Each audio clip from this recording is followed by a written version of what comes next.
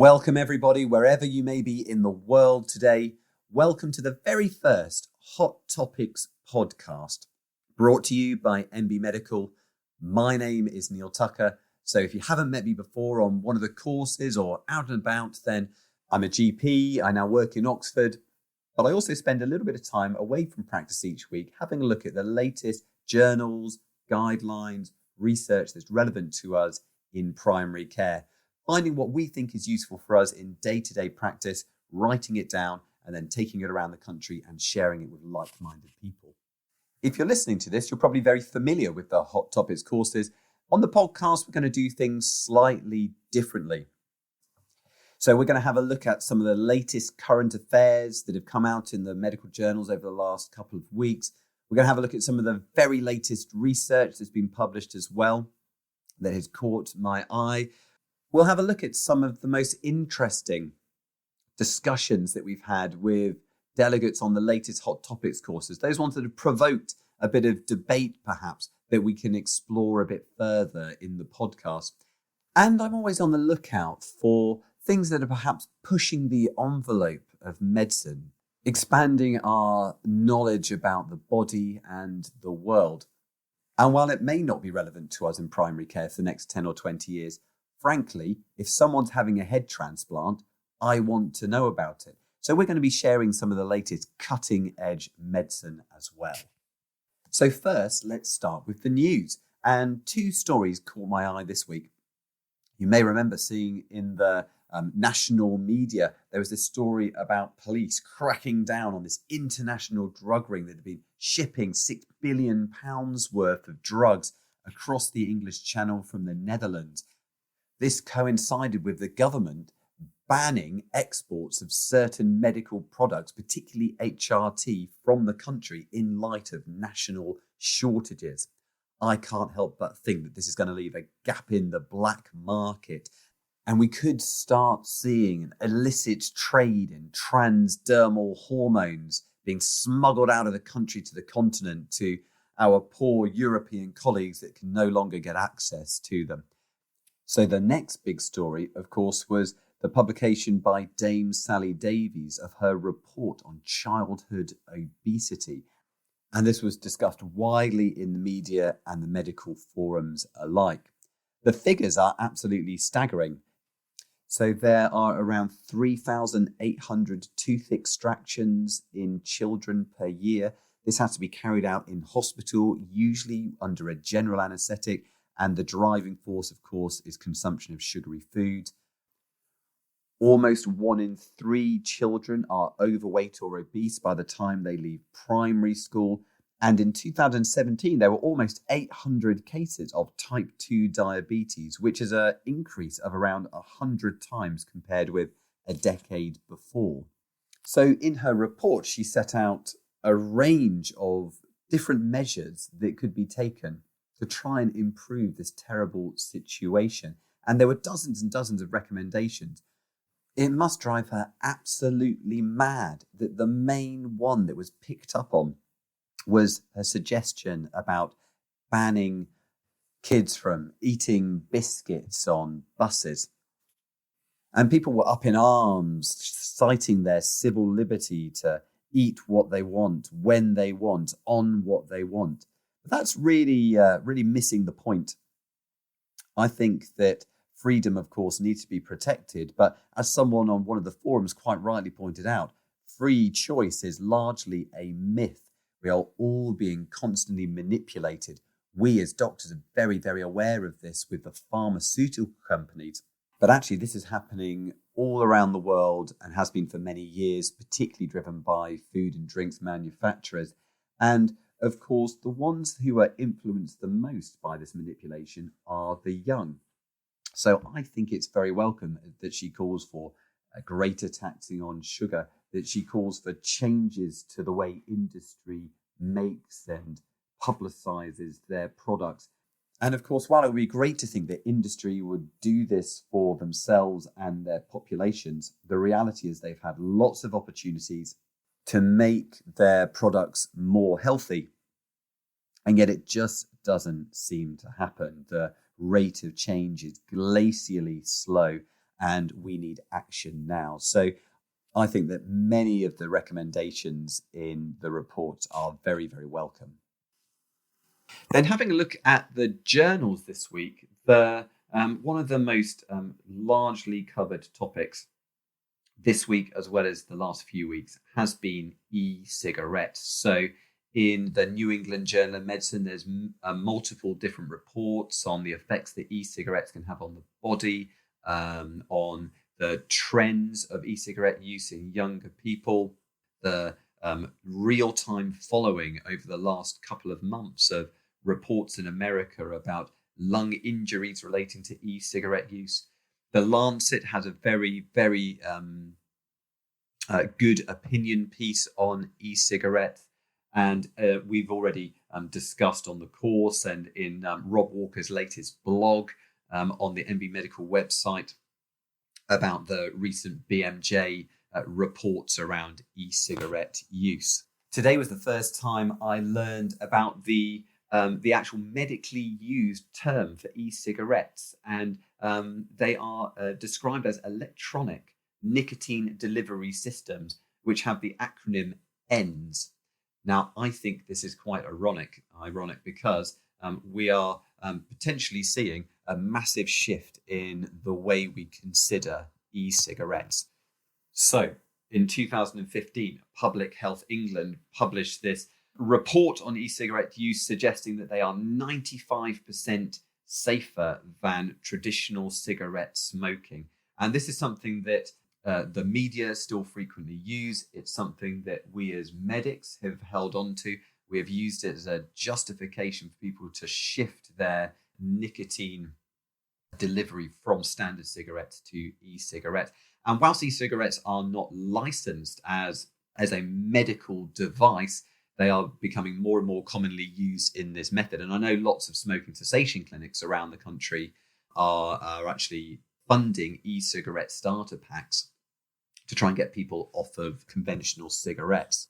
So there's been a lot of debate around the relative merits of e-cigarettes in the context of smoking cessation. And in Rob's blog, he goes into more detail about this. It's well worth having a read.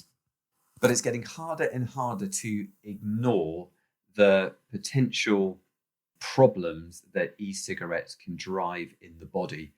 For example, in the New England Journal of Medicine, they reported on a case series of 17 patients who'd had lung imaging.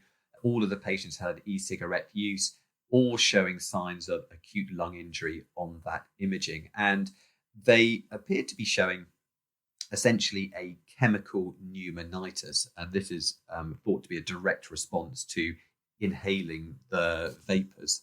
There's been many other reports and studies published over the last couple of years or so on e-cigarettes. For instance, one showing that they very rapidly can cause changes in the vasculature. They can very rapidly cause changes within the lung airways. They do not appear to be as benign as perhaps it has been suggested in the past. So I thought it would be useful to maybe just try and unpick this figure of 95% safer than conventional cigarettes that Public Health England are holding on to. And they really are holding on to it. So after the reports from America came out, after multiple countries around the world have started introducing complete bans on e-cigarettes, Public Health England steadfastly stood by this 95% figure. It comes from a 2014 report published in the European Addictions Journal from a group of international experts convened by the Independent Scientific Committee on Drugs. And they were comparing a wide range of tobacco products, looking at the harms of them, both for the user and for those around them.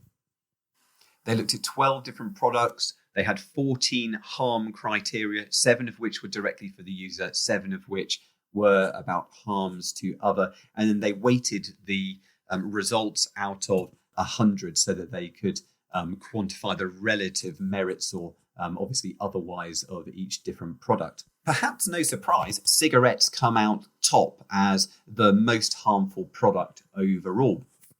This was given the weighted score of 100, and then far down the list, beyond smoking pipes and cigars and chewing tobacco and the like, came ENDS, the electronic nicotine delivery systems, of which e-cigarettes are part of. E-cigarettes had a relative weighting of just 5, which is where they come up with this figure of 95% safer. But to understand that, you also have to understand what the criteria they were looking at were. So, for example, direct harms to the individual were product-specific mortality, product-related mortality, product-specific morbidity, product-related morbidity, dependence, loss of tangibles, loss of relationships, injury, crime, and the like. And I think it's very telling that the data that this is based on is old. In the words of the introduction of the paper, our understanding of the potential hazards associated with using electronic nicotine delivery systems is at a very early stage. They didn't have a lot of data. They freely admit that. This is not based on solid evidence. This is based on their best understanding at the time. And you can see how quickly, with the newer data that we have, we can undo these findings. So one small component, let's look at dependence. You remember on the recent Hot Topics course, we was presenting this New England Journal of Medicine paper based on UK findings, showed that people were twice as likely to give up cigarettes using e-cigarettes compared with nicotine replacement therapy. However, 80% of that group would still be using e-cigarettes at 1 year, compared with only 9% who had the nicotine replacement therapy. So the reality is that people are just switching their dependence. They're still dependent on nicotine. They're just switching their delivery mode. This is important because in the study that Public Health England are quoting, it clearly shows that the risk of dependence using electronic cigarettes is tiny compared with a fairly substantial weighting given to dependence on smoking cigarettes. This data clearly shows that that finding in this report is no longer valid. In the commentary in the Lancet, they call for national bodies to reanalyze the evidence on e-cigarettes and ask how different are e-cigarettes from combustible cigarettes. I think this is something that clearly we have to do. Public Health England desperately holding on to this idea that e-cigarettes are safer and that are healthier than cigarettes. And I think all of this data calls into question. There's also the concerns, of course, in the younger population. And whilst there has been some debate in the UK data, US data reported in the New England Journal of Medicine in the last week or so seems quite clear. Around 20% or so of children, of teenagers, have tried e-cigarettes in the last month, and just over 10% by the age of 17 or 18 are regular users. These are indeed quite worrying statistics. So lastly, something different. And as I was trawling through New Scientist this week, this story came up about a gentleman who had had a severe spinal cord injury many years ago, being able to walk again using an exoskeleton and just the power of his mind. This really does represent the far end of medicine. So they have managed to put electrodes into his brain, which then by thought he can control the limbs of this exoskeleton and allow him to walk, albeit with some additional support at the moment. There are inherent problems with having electrodes sticking out of your actual brain. They're working on that one, but you got to be impressed by the technology here. It won't be long, will it, before we're all having some kind of implantable upgrades into us, just like we see in science fiction. So that's it for our first Hot Topics podcast. I hope you found some of this interesting. Over the next few weeks, we're going to be keeping a check on the latest news and the latest research. We'll come and share that with you and hopefully explore it in a bit more depth. We'll also look to try and have some interviews with perhaps some of the other members of the Hot Topics team, all of which who have their own little areas of expertise. And we'll look to have some interviews with other medical leaders and experts to get an insight into what they're up to at the moment. So do subscribe, do check out the website mbmedical.com, and have a great weekend, everyone.